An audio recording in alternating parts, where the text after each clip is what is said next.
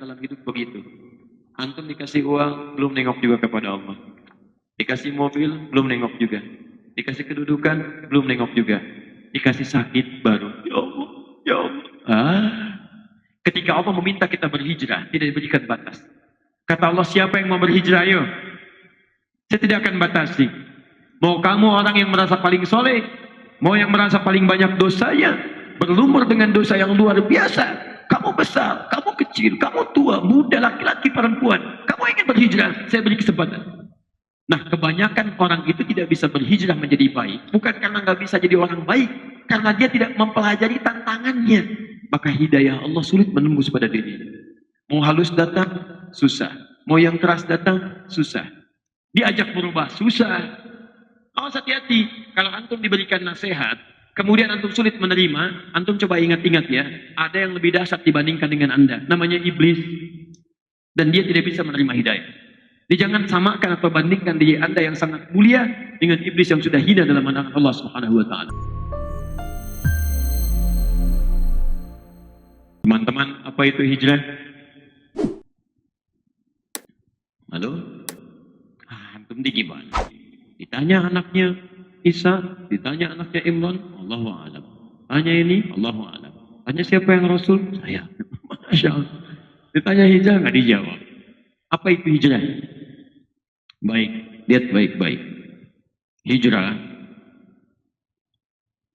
akar katanya dari kata kerja hajara, yuhajiru, muhajaratan.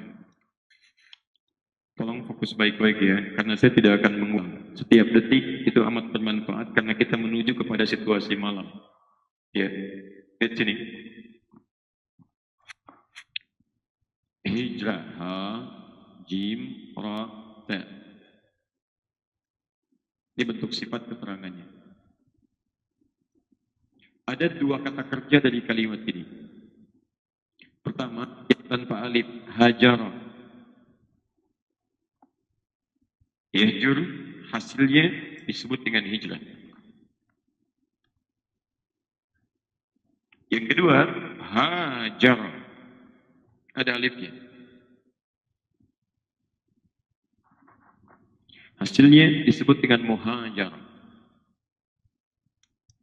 Orangnya muhajirin. Kalau ini orangnya hajir. Kalau ini muhajir. Jamanya muhajirin. Paham? Hijrah, ini kata dasarnya hajara, yang ini pakai alif, hajara. Sekarang perhatikan, baik yang ini ataupun yang ini memiliki kesamaan makna, yaitu berpindah pada keadaan yang lebih baik. Saya ulang, berpindah pada keadaan yang lebih baik menurut Allah Subhanahu wa ta'ala. Berpindah pada keadaan yang lebih baik menurut Allah Subhanahu wa ta'ala. Jadi bukan pindah biasa. Kalau cuma pindah biasa, baik menurut kita, belum baik menurut Allah, itu orang Arab menyebutnya dengan intiqal, pindah. Ana antaqil min Cimahi ila Cicahem. Baik, ya, saya pindah dari Cimahi ke Cicahem. Tapi perpindahan saya belum tentu juga mendekatkan saya dengan Allah. Keadaan masih begitu-begitu saja. Itu disebut intiqal, orangnya muntakil. Tapi kalau Anda pindah pada keadaan, kalau saya sebut keadaan, tidak harus pindah tempat. Anda tetangga masjid, dekat dengan masjid. Anda muslim, tapi Anda nggak pernah mau ke masjid misalnya. Tiba-tiba ada sentuhan hati pada diri Anda, memutuskan untuk mulai berangkat ke masjid. Maka saat Anda mulai ke masjid, sekalipun Anda tidak pindah rumah, itu Anda sedang berhijrah kepada Allah Subhanahu wa ta'ala. Jadi jangan selalu diartikan hijrah itu pindah tempat, belum tentu. Paham ya? Kecuali kalau di tempat Anda menetap, sulit situasinya untuk berubah lebih baik karena Allah. Mau sholat susah, mau baca Al-Quran diintimidasi, kadang-kadang diinterogasi, tidak sedikit yang dieksekusi, berat keadaannya. Seperti saat keadaan Nabi di awal periode Mekah. Maka berhijrah ke tempat yang lebih baik untuk mendekat kepada Allah. Paham? Baik. Misal, antum bekerja nih, gajinya misalnya 1 juta. Kemudian pindah tempat kerja, naik nggak tanggung-tanggung, gajinya langsung 100 juta. Hijrah bukan? Belum tentu, jangan langsung hijrah aja. Lihat apakah peningkatan kuantitas atau nominal dari gaji itu membuat antum dekat dengan Allah atau tidak. Kalau antum pindah kemudian ke tempat kerja, ternyata semakin jauh dari Allah, itu belum hijrah namanya. Ayo coba pilih ya. Anda kerja, gaji 1 juta, tapi sholatnya nikmat luar biasa. Jangankan sholat fardu, sholat sunnah pun bebas kita. Atau yang kedua, gajinya 100 juta, tapi sholatnya susah. Jangankan yang sunnah, fardu pun sulit ditunaikan. Gaji 1 juta gampang sholat, 100 juta susah sholat. Silahkan pilih, 1 atau 2, tidak ada pilihan ketiga, dan tidak usah nawar, jangan maksa. 1 atau 2, tidak mudah.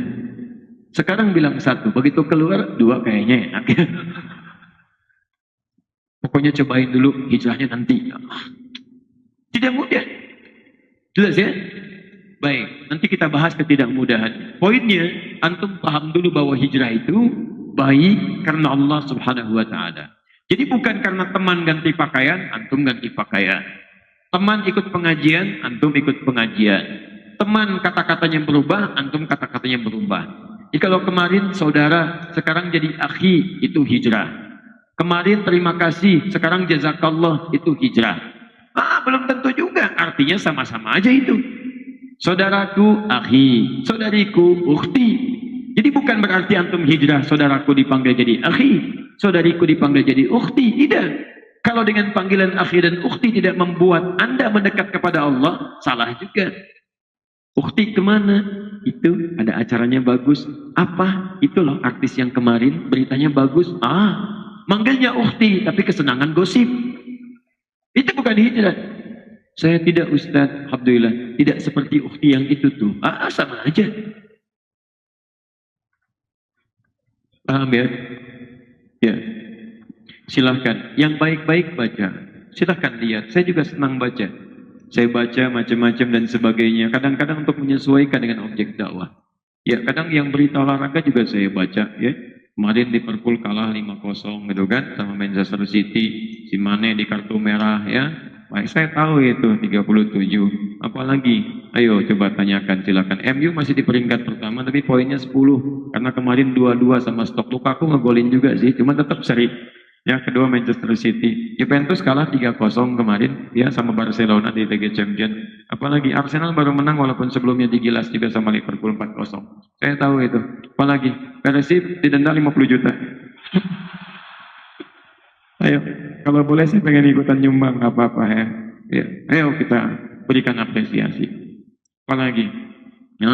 Tapi kalau yang tidak baik, nggak usah dibaca ya. Saya juga nggak tahu kalau Ladia Sinta Bella nikah dengan Engku Amron, terus Raisa dengan saya nggak tahu itu. Yang lain saya tahu. Udah sini. Kalau yang lain saya tahu. Raisa sama Hamis Daud saya nggak tahu tuh. Ini. Sudah sini ya. Paham? Nah, sekarang kembalikan. Lihat sini. Kita kembali ke kata kerja. Saya mau Anda paham betul ya. Saya tidak senang Anda menerima informasi, tapi Anda tidak mengerti maksudnya. Lihat sini. Ini saya kotaki. 1 tanpa alif. Kedua pakai alif. 1 hajara, 2 hajar. Kalau kalimatnya menggunakan yang pertama, hajar. Yang kedua, hajar, pakai alif. Cepat mana bacaannya? 1 atau 2? 1, hajar. Cepat. Panjang mana bacaannya? 2 atau 1? 2, hajar, panjang. Lihat baik-baik ya, saya ajarkan sedikit rumus filologi dalam bahasa Arab. Di bahasa Arab itu cukup unik, sangat unik. Setiap huruf atau harakat itu punya arti. Bahkan titik itu sangat menentukan. Hilang 1 titik bisa berubah bacaan. Coba lihat. Huruf seperti ini dikasih titik 1, jadi apa? Fa. Dikasih titik 2, jadi apa? Qaf. Dihilangkan titiknya, jadi apa?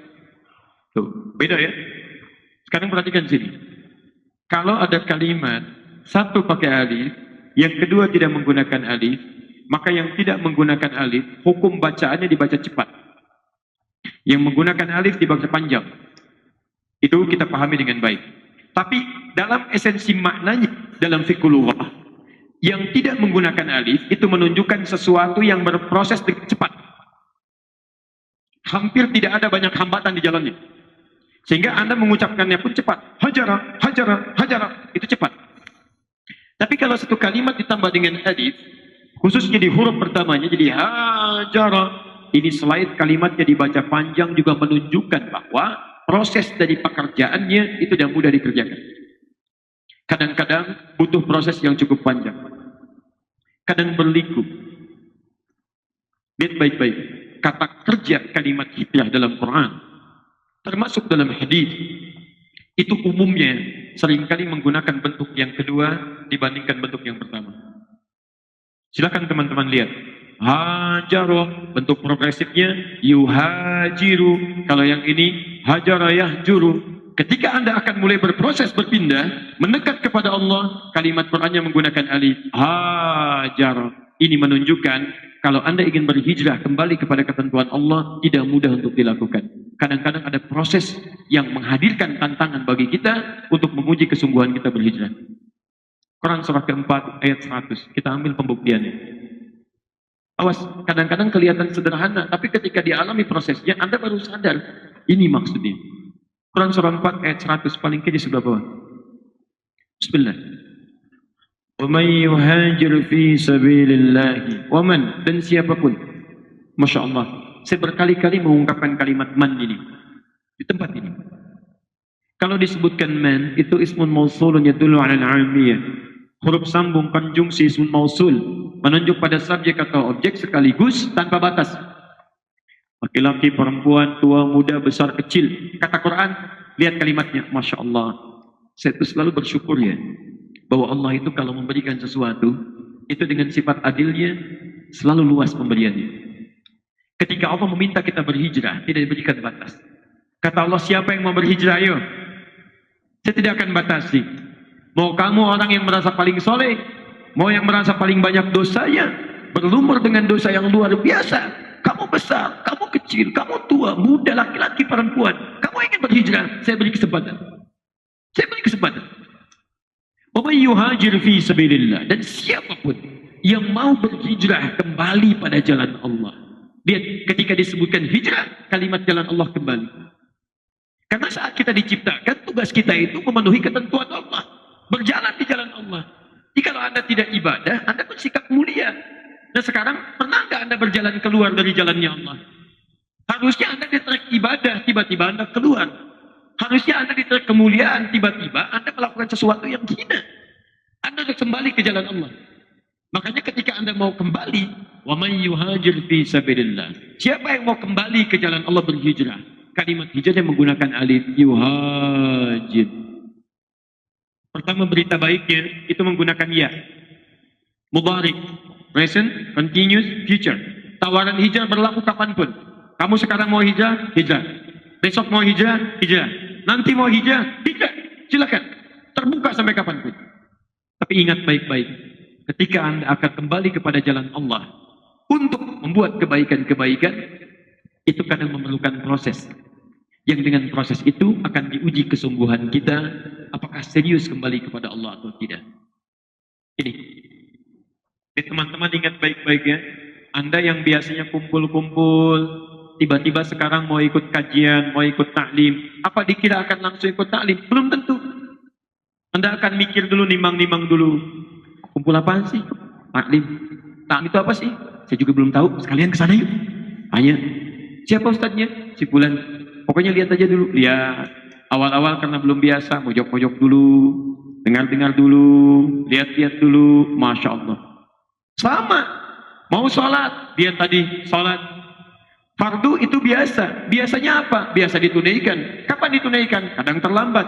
Sekarang mau berjamaah ke masjid. Tidak mudah. Tidak mudah. Bagaimana proses tidak mudahnya? Ini ada alif. Tantangan.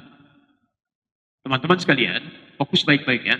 Kalau Anda ingin mudah mengatasi tantangannya, saking sayangnya Allah kepada kita, Allah pun tidak ingin memberikan beban berat kepada kita untuk mempersulit kita hijrah kepada Allah. Maka diberikanlah keterangan, ini jenis tantangan yang akan kamu hadapi saat akan hijrah. Ada A, ada B, dan seterusnya. Nah, kebanyakan orang itu tidak bisa berhijrah menjadi baik, bukan karena nggak bisa jadi orang baik, karena dia tidak mempelajari tantangannya. Karena dia tidak mempelajari hambatannya. Karena tidak belajar, akhirnya ketika dia terhambat, dia tidak siap menghadapinya. Tantangan pertama, saya cepat. Karena ada setan. Ini. Faktor pertama. Ya, kalau tidak ada setan, mungkin lebih mudah jalan kita untuk berhijrah. Tapi di sini, kehidupan kita ketika turun, ada setan yang sudah mengiklankan jadi musuh untuk seluruh anak cucu Adam. Setan asalnya iblis. Iblis asalnya jin yang fasik. Ya, setan pertama disebutkan di Quran surah 2 ayat 36. Paling kiri di pertengahan. Fa'azallahum asyaitan. Asalnya iblis. Ayat 34-nya. Wa idh qulna lil malaikati isjudu li Adam fasajadu illa iblis. Siapa iblis itu? Asalnya jin yang fasik. Melanggar perintah Allah. Quran surah 18 Al-Kahf yang tadi Anda baca di Jumat. Ayat 50. Posisi paling kanan di pertengahan. Wa idh qulna lil malaikati isjudu li Adam fasajadu, sama dengan Al-Baqarah 34. Tapi yang Al-Kahf ayat 50 menjelaskan asal usulnya. Illa iblis, kecuali iblis. Siapa iblis itu? Kana minal jinni fa fasaqa an amri rabbih. Termasuk kalangan jin yang kemudian dia menyimpang dari perintah Allah Subhanahu wa taala. Kenapa dia menyimpang? Aba wastakbar. Karena dia enggan bersujud kepada Adam, sombong. Kenapa dia sombong? Dijelaskan di Quran surah ke-7 ayat 11 sampai 13 itu. Ma mana'aka alla tasjuda idza amartuk. Kata Allah, kenapa kamu tidak mau sujud ketika saya perintahkan? Lihat bahasa Allahnya. Hei, kamu sujud pada Adam, saya enggak butuh dengan sujud kamu. Cuma ini perintah saya. Jadi kalau kamu tidak sujud kepada Adam, bukan urusan kamu dengan Adamnya. Kamu enggak taat pada perintah saya. Antum pun begitu. Saat antum sholat, sujud, Allah nggak butuh dengan sholat kita. Cuman karena itu perintah. Semoga langit dan bumi tidak sujud kepada Allah. Tidak menurunkan status Allah sebagai Tuhan. Cuman itu ujian karena itu perintah dari Allah untuk kita. Ya teman-teman. Apa jawaban iblis pada saat itu? Lihat kalimatnya. Ana khairun minhu. Khalaqtani min narin wa khalaqtahu min tin. Saya lebih hebat dibandingkan Adam. Engkau ciptakan saya dari api, dia dari tanah. Tidak layak yang diciptakan dari api, harus sujud hormat kepada yang diciptakan dari tanah. Sombong. Saya mau tanya pada antum. Lihat baik-baik ya, perhatikan baik-baik ini. Kalimat fasaq itu lawannya ta'at. Menyimpang, lawannya taat. Jadi ketika disebutkan fasik jin ini, asalnya dia taat. Dan dia tinggalnya di langit. Saya mau tanya pada Anda, beda antara alam akhirat, beda antara kehidupan di langit dengan di bumi, seharinya berapa lama? Lalu 1000 tahun. Baik. Quran surah Al-Ma'arij 70 ayat 5 ya. Dan di 32 Quran surah As-Sajdah ayat yang kelima. Ya. Sajdah ayat yang kelimanya. Al-Ma'arij ditafsir oleh As-Sajdah. Di yaumin kana miqdaru alf sanatin mimma ta'udun. Ya, dari seharinya sama dengan 1000 tahun yang kita hitung. Jadi kalau maaf jin ini pernah ibadah sehari aja hitungan akhirat, maka sama dengan 1000 tahun ukuran dunia. Lihat baik-baik ini ya. Kalau dia pernah ibadah sehari aja, ukurannya sama dengan 1000 tahun. Anda bayangkan, ukuran 1000 tahun saja, ketika orang ini sombong, itu menjauhkan dirinya dari rahmat Allah Subhanahu wa taala. Terusir dia, terusir. Keluar. Terus Anda yang tidak hidup 1000 tahun pengen ikutan sombong. Anda sehat. Jadi yang 1000 tahun saja jauh dari Allah, apalagi yang nggak sampai 1000 tahun. Jadi Anda nggak usah coba-coba. Nggak usah coba-coba. Yang paling bahaya adalah, maaf, kesombongan itu menutup pintu hidayah. Iblis salah, tapi karena sombong, tidak mau dia bertobat kepada Allah. Adam pernah salah, tapi karena sifat sombong tidak menyelimuti dirinya, dia mau menerima kalimat-kalimat dari Allah. Quran surah 2 ayat 37. Fatalaqa Adamu min rabbih kalimatin fataba alaihi. Adam menerima petunjuk, tobat dia. Jadi kalau antum mau ikutan sombong, antum telat, iblis sudah duluan. Orang sombong itu susah dikasih tahu, susah. Diajak berubah, susah. Awas hati-hati. Kalau antum diberikan nasihat, kemudian antum sulit menerima, antum coba ingat-ingat ya, ada yang lebih dahsyat dibandingkan dengan Anda. Namanya iblis. Dan dia tidak bisa menerima hidayah. Jadi jangan samakan atau bandingkan diri Anda yang sangat mulia dengan iblis yang sudah hina dalam pandangan Allah Subhanahu wa taala. Persoalannya, ketika kesombongan menutupi dirinya, lihat, asalnya balasa adalah bisa. Ini kan jin. Ketika tidak taat, lihat ada balasa adalah bisa. Ini beda. Hurufnya sama, hanya ada pertukaran. Qalbun namanya. Lihat lam ba sin ba lam sin. Kalau la bisa itu artinya yang kotor ditutup oleh yang baik. Makanya pakaian disebut dengan libas. Libas. Ya lihat, kenapa? Karena ketika Anda menggunakan pakaian, yang kotor dalam tubuh kita yang tidak ingin kelihatan orang, Anda tutup, maka kelihatan yang baik-baik. Jelas? Teman-teman, kalau Anda baik, kemudian balik kalimatnya, ba, lam, sin. Ini ditukar. Yang baik ditutup oleh yang kotor. Yang baik ditutup oleh yang kotor. Objek yang tertutup disebut dengan iblis. Kenapa iblis disebut dengan iblis? Karena asalnya kebaikan-kebaikan itu ditutup oleh kesombongannya sehingga tutup semua kebaikannya. Tinggal yang kotor-kotornya. Karena tertutup, nih lihat, ini gelas. Ini gelas. Tutup. Buka. Kalau ini terbuka, bisa nggak saya masukin spidol? Cuman nggak ada kerjaan. Lihat sini. Spidol masuk, kertas masuk, gula masuk, kopi masuk. Sekarang pertanyaannya, kalau saya tutup begini, bisa nggak saya masukkan spidol? Bisa nggak saya masukkan kertas? Jangankan yang halus, yang keras pun susah. Demikian kalau seseorang sudah tertutup dengan keburukan-keburukan pada dirinya, maka hidayah Allah sulit menembus pada dirinya. Mau halus datang, susah. Mau yang keras datang, susah. Kadang-kadang masih ada yang bisa menengok dengan cara yang keras, masih ada. Tapi kalau iblis susah karena ada kesombongan melekat pada dirinya. Jadi kalau antum sudah melekat dengan keras, maka teguran keras pun tidak akan bisa mendongak ke atas juga. Ada seorang mandor, ingin mengingatkan bawahannya di bawah. Dia di tingkat paling 7, di atas tingkat 7. Di bawah dia panggil bawahannya. Hei, gak kedengaran. Dia jatuhkan uang 1.000. Begitu jatuh, dikira akan nengok ke atas. Ternyata cuma diambil, lumayan. Nggak nengok, jatuhkan 100.000. Dikira nengok ke atas, malah senang. Oh, 100.000, masukkan lagi. Saking kesalnya, bawa batu kecil, dilempar dari atas. Kena kepala helmnya. Begitu kena batu, baru nengok ke atas. Berapa? Masya Allah. Kadang-kadang dalam hidup begitu. Antum dikasih uang, belum nengok juga kepada Allah. Dikasih mobil, belum nengok juga. Dikasih kedudukan, belum nengok juga. Dikasih sakit, baru. Ya Allah, ya Allah. Gaji telat 2 bulan. Ya Allah, ya Allah. Masya Allah. Uang belanja 3 bulan belum cair. Ya Allah, Mas. Hamba sudah tahajud. Sudah baca Quran. Sudah puasa. Kenapa masih sulit juga ya Allah? Kurang apa lagi? Kurang ingat. Kurang ingat. Tahajud baru 1 rakaat ya. Baca Quran 1 ayat, ataupun alif lam mim. Puasa siang buka. Untuk banyak.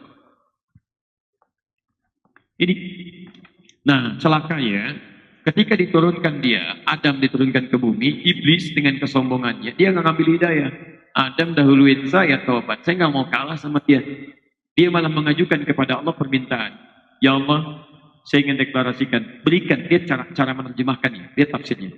Berikan kesempatan pada saya untuk membuktikan saya lebih hebat dibanding Adam. Belum kelar juga, belum move on dia. Belum move on, masih ingin tampil juga. Ini IQ-nya lebih daripada 200 sekolah. Ya, tunjukkan, beri kesempatan pada saya, membuktikan diri bahwa saya lebih hebat dibandingkan dengan Adam. Saya mau ikut turun ke bumi, saya akan goda semua anak cucu Adam. Bukan cuma Adamnya aja. Kalau kemarin cuma Adam, itu pun saya masih menang. Tapi engkau anggap saya masih di bawah Adam. Buktikan saya ingin buktikan, berikan saya kesempatan, saya ingin ikut turun ke bumi, saya goda semua anak cucu Adam. Gak akan tanggung-tanggung. Dari depan saya goda, belakang saya goda, kanan saya goda, kiri saya goda. Wala tajidu aktsarahum syakirin. Dan saya pastikan tidak akan banyak yang bisa bersyukur atas nikmat yang telah Kau berikan. Maksudnya bersyukur tentang ibadah, bersyukur tentang kebaikan. Saya akan goda semuanya keluar dari rel ketuhanan itu. Fi sabilillah, keluar. Dia sudah berjanji. Nah, karena janji itulah kemudian Allah tegaskan, kalau kamu mampu silakan. Tapi saya pun akan bentengi anak cucu Adam dengan perisai-perisai yang tidak mudah kemudian kau tembus dengan itu. Masalahnya nanti ada anak cucu Adam tidak pernah menggunakan perisainya atau sengaja mengundang iblis masuk dalam kehidupannya. Itu yang paling parah. Teman-teman maaf, ini tantangan pertama. Jadi antum mesti kenal ini. Kalau nggak tahu iblis, nggak tahu setan, bagaimana kita menghadapinya? Karena itulah kemudian Quran langsung mengatakan, ketika dia mengatakan saya akan goda, Quran membuat pernyataan di Quran surah kedua ayat 168. Ya ayyuhan nasu, nasai manusia, kulu mimma fil ardi halalan thayyiba. Silakan cari makan di bumi itu yang halal dan baik. Wala tattabi'u khutuwatis syaitan. Awas, jangan ikuti langkah-langkah setan. Innahu lakum aduwwum mubin. Sungguh setan itu bagi kalian musuh. Ingat, musuh yang nyata. Jadi kita punya musuh. Ketika antum akan berhijrah pun, antum akan berhadapan dengan musuh yang membuat anda tidak mudah untuk kembali kepada ketentuan Allah. Allahu Akbar, Allahu Akbar. Jiwa kita mengatakan siap-siap, sudah azan. Siap-siap. Pernah ada getaran itu? Pernah. Begitu selesai azan, la ilaha illallah. Sisi lain mengatakan, tenang, baru azan, belum qomat. Pernah ada perasaan itu? Nah, itu baru azan. Begitu wudu, dibuat kita bingung wudunya. Saya batal nggak ya? Saya batal nggak ya? Pernah ada demikian? Tuh. Padahal baunya sudah tercium, masih tanya aja batal nggak ya? Batal nggak ya? Masya Allah. Itu baru wudu. Masuk sholat, masih begini, kata Nabi masih normal. Begitu takbir, Abu Dawud nomor hadis 857. Allahu Akbar. Sambung Abu Dawud nomor hadis 866. Maaf, dia 666. Dia kalimnya. Fayaqulu udhkur kadza. Maka setan akan berkata di benaknya, ingat ini ya, ingat itu ya. Maka dia akan mulai mengingat apa yang tidak ingin dia ingat. Enggak percaya silahkan ya. Antum kalau belum takbir begini, antum akan normal situasinya. Tapi ketika anda mulai bertakbir, Allahu Akbar, demi Allah saya katakan, Nabi tidak mungkin berdusta. Maka di kepala anda akan mulai muncul ingatan. Gak percaya silakan. Anda tinggalkan motor. Begitu takbir sholat maghrib tadi, Allahu Akbar. Motor saya aman gak ya? Silakan cek. Bahkan keterangan saya ini pun, anda malam bangun tahajud ya, keterangan saya ini akan muncul malam nanti. Ingat kata Ustaz tadi ya, begitu takbir akan muncul setan menggoda. Itu setan. Setan. Betul. Belum selesai. Kata Nabi, hatta la yash'ura al-musalli kam raka'atan yusalli. Sampai ada orang salat tidak sadar berapa rakaat sedang menunaikan salat. Tidak sadar. Setan. Jadi kalau anda tidak pernah mengenal setan, anda tidak akan pernah tahu bagaimana dia menggoda. Kalau tidak pernah tahu dia bagaimana dia menggoda anda, bagaimana anda bisa menghindarinya? Coba saya tanya, kenal setan nggak? Pertanyaan kedua, mau nggak kenal setan? Tidak. Lihat premisnya. Anda kalau nggak kenal setan, Anda tidak tahu bagaimana cara setan menggoda. Kalau tidak tahu cara setan menggoda, bagaimana bisa menghindarinya? Pertanyaannya, Anda kenal setan nggak?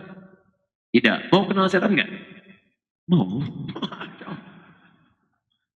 Selama saya memberikan kajian seumur-umur, cuma di sini yang ada yang mau kenal setan. Coba ya terangkan. Aduh, luar biasa ya. Di sana Rasul, sini kenal setan. Wah, spesial lah malam ini ya. Kajian akhir tahun ada yang kenal setan ya. Baik. Kita harus kenal bagaimana cara setan menggoda. Kenali jenisnya. Nanti mungkin kalau detailnya cukup panjang ya. Nggak cukup kajian kita. Sampai jam 12 pun tidak akan selesai. Nanti mungkin lain waktu kita buat sesi khusus. Ada 9 jenis setan yang diperkenalkan dalam riwayat, yang penting kita ketahui cara dia menggoda. Setan sholat, ada. Bahkan namanya disebutkan khanzab. Kalau dia ada di masjid, antum ke masjid, dia pun ada di masjid. Saya ingatkan ya, bahkan ketika dia hadir di masjid, tugasnya jadi 2. Selain menggoda orang sholat, dia juga akan menggoda DKM masjid. Ingat baik-baik itu. Bukan cuma jemaah, DKM masjid. Sehingga antum jangan heran. Begitu masjid belum dibangun, semua ikut terlibat, senang. Tapi setelah jadi, bisa ribut itu. Dimanapun. Makanya coba saya sarankan, antum ini saya lihat kumpul banyak DKM-DKM dari luar dan sebagainya. Teman-teman, kalau sudah jadi masjidnya, saya sarankan bikin dulu, jangan dulu ke program. Bikin dulu cara untuk duduk sama-sama, belajar tentang fikih masjid. Keluarkan keterangan di masjid, di dalam Quran tentang masjid. Disebut apa, bagaimana masjid itu, bagaimana keterangan Nabi. Kalau sudah paham, maka Anda akan menutup pintu setan untuk menyentuh Anda. Enak, nyaman. Dari wudhu, tuh tempat wudhu, bukan gak ada setan, ada setan. Namanya walhan. Membuat Anda kebingungan apakah sudah selesai wudhunya atau belum. Sempurna atau tidak. Pulang dari sini ke rumah, ada lagi setan rumah disebut. Bahkan disyaratkan di Quran. Fungsinya apa? Merusak kehidupan rumah tangga. Quran surah 2 ayat 102. Yufarriquna bihi bainal mar'i waz zawji. Setan-setan itu ada yang kerjaannya merusak kedamaian keharmonisan rumah tangga. Ada. Bahkan sebagian menyebutnya dengan dasim. Ini saya tunjukkan kitabnya. Saya ada kitabnya itu. Dasim namanya. Perempuannya dasim. Ya, rumusnya kan begitu. Antum masuk toilet apa doanya? Allahumma inni a'udzubika minal khubuthi wal khaba'ith. Aku berlindung kepadamu ya Allah dari setan laki-laki dan setan perempuan. Setannya siapa? Namanya dasim. Perempuannya kan apa tadi ujungnya? Muslim perempuannya, mukmin perempuannya, soim perempuannya. Tuh kan? Lihat, dasim. Makanya tidak mudah Pak, Bu. Silahkan cek di rumah. Kadang-kadang selalu ada masalah. Dan tidak sedikit masalah itu dibawa, dimunculkan oleh setan. Hati-hati. Anda harus kenali itu. Kalau sudah kenali, canda aja jadi nikmat. Canda nikmat. Saya kemarin dari mulai Lampung, terus ke Puri Cinere di Bekasi, saya ceritakan. Anda pernah dengar seorang bernama Ibnu Khitan. Dikisahkan dalam kisah keteladanan orang-orang dulu. Itu punya istri. Istrinya cantik banget, luar biasa. Cantik. Cuman saya kedekhitannya secara fisikal kemanusiaan itu tidak terlampau ideal fisiknya. Di suaminya pendek, wajah biasa-biasa saja. Cuman istrinya cantik luar biasa. Di antum lihat istri antum pun sekarang gak akan seperti itulah, ya jauh. Jadi satu kali ini keluarga harmonis, taat, soleh ini, dan dia tahu dari mana setan masuk menggoda. Lihat ya, bagaimana suami istri bercanda tapi candanya mengantarkan kepada akhirat. Suaminya menatap istri yang telah berdandan satu kali dengan tatapan yang luar biasa kagumnya sampai diam, gak bisa mengungkapkan kata-kata. Gini aja, kata istrinya, "Zauji mabik." "Sayang, kamu kenapa?" Bahasa kita. Kata suaminya, "Saya bersyukur kepada Allah dianugerahi istri yang secantik engkau." Apa kata istrinya? "Sayang, kita berdua akan ada di surga." Masya Allah. Kita berdua di surga. Lihat jawabannya indah sekali. Menutup pintu setan. Kata suaminya, "Kenapa?" "Karena kamu bersyukur atas anugerah saya dari Allah dan saya bersabar atas anugerah kamu dari Allah." Masya Allah. Belum selesai. Kata istrinya, "Bukankah orang syukur dan sabar di surga?" Masya Allah. Istri bersyukur, suami bersyukur dengan anugerah istri, istri bersabar dengan anugerah suami. Jadi, walaupun sedikit nyelekit isinya, tapi itu damai ke hatinya gitu. Karena dibuka dengan kalimat surga. Ya, coba lihat ketika antum punya masalah. Kadang-kadang kejadian 15 tahun yang lalu diungkap juga. "Mama kenapa sih? Papa juga kenapa? Masih ingat nggak kejadian dulu?" Masih ingat. Masih diungkap. Jadi kalau orang sudah paham bagaimana setan menggoda, hal-hal yang kadang-kadang kurang menyenangkan pun dikemas dalam kalimat yang lebih indah. Nikmat. Dan rumah tangga itu kadang-kadang tidak seperti yang kita bayangkan, tidak mudah. Antum mau ke taklim aja pasangan, kadang-kadang mengusulkan banyak yang beda. "Pak, mama ikut berangkatnya?" "Ya udah ikut, insya Allah bareng-bareng." "Pakai baju yang mana Pak?" "Nih lihat, ada yang hitam atau yang putih?" Kata antum, "Hitam aja mah, biar bagus." Kayaknya putih deh Pak. Tuh, masuk tuh. Lihat, ngusulkan hitam, sudah punya jawaban putih. Masih penting kalau dipakai, begitu keluar hijau. Luar biasa. Kadang-kadang kalau kita nggak paham dengan situasinya, dasar masuk goda. Ini teman-teman pelajari setan, dan dia masuk ke nafsu. Saya sudah pernah uraikan kita di kajian tazkiyatun nafs. Kalau ada sesi lagi, di kita itu ada jiwa takwa, ada nafsu, nama lainnya fujur. Dalilnya Quran surah ke-91 ayat 7 sampai 10. Yang ini disebutkan 115 kali, ini disebutkan 115 kali. Ini yang mendorong malaikat. Malaikat disebutkan 88 kali dalam Al-Quran. Ini yang mendorong setan. Setan disebutkan 88 kali dalam Al-Quran. Jadi setiap Anda akan berbuat baik dengan sifat takwa, akan ada sifat nafsu yang dimanfaatkan setan untuk menggoda Anda. Ini sudah ikrar setan di Quran 104 An-Nisa ayat 119. Ayat 119.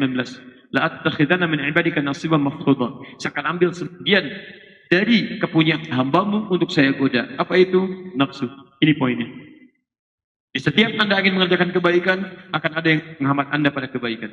Jadi kenali dulu setannya, bagaimana cara menggoda Anda, di situ Anda bisa menutup keadaan-keadaannya. Ingat baik-baik ya, ada setan di kantor, ada setan di pasar, ada setan melekat dalam pekerjaan Anda. Kenali itu semua bagaimana cara dia menggoda. Kalau sudah paham caranya, Anda bisa ingat. Oh ini setan. Tutup. Banyak caranya nanti. Ada baca ayat kursi. Ya, ayat kursi, Quran surah kedua, ayat 155. Ada ta'awud. Ya, ada kemudian dengan Al-Falaq, ada dengan An-Nas. Tapi kapan dibaca? Karena kadang-kadang ada setan yang tidak cukup dilempar dengan ayatnya. Mesti dengan kursinya sekalian. Banyak. Ya, ada setan ini yang tidak berwujud. Ada yang berwujud manusia. Ada. Minal jinnati wan nas. Dari jin dan manusia. Ada. Nanti lain waktu kita bahas. Pokoknya kenali dulu ini. Ya. Ingat baik-baik. Yang kedua teman-teman sekalian, dan saya cukupkan dulu di sini. Nanti saya arahkan kepada mari kembali. Like and subscribe.